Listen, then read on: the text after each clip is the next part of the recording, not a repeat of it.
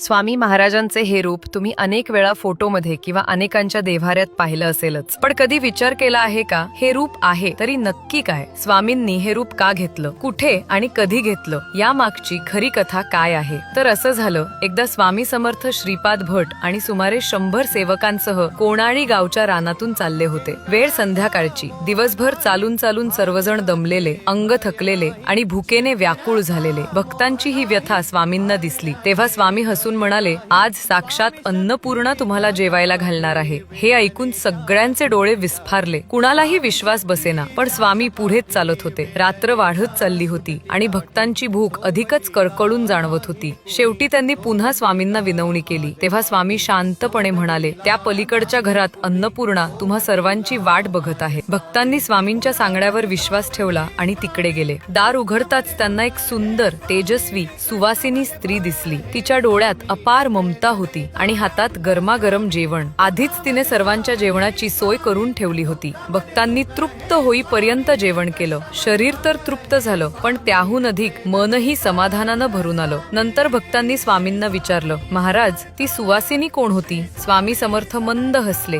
आणि म्हणाले, ती दुसरी कोणी नसून माता अन्नपूर्णाच होती. तुम्हाला जेवायला घालण्यासाठी ती माझ्याच रूपातून प्रकट झाली होती. म्हणूनच स्वामी समर्थांना अनेक भक्त स्वामी आई म्हणूनही हाक मारतात. भक्त जेव्हा आई म्हणून हाक देतात तेव्हा स्वामी खऱ्या आई वडिलांसारखे धावून जातात. म्हणूनच त्यांना सर्वव्यापी, सर्व गुणसंपन्न आणि अन्नपूर्णेच्या मूर्तिमंत रूपात मानलं जातं.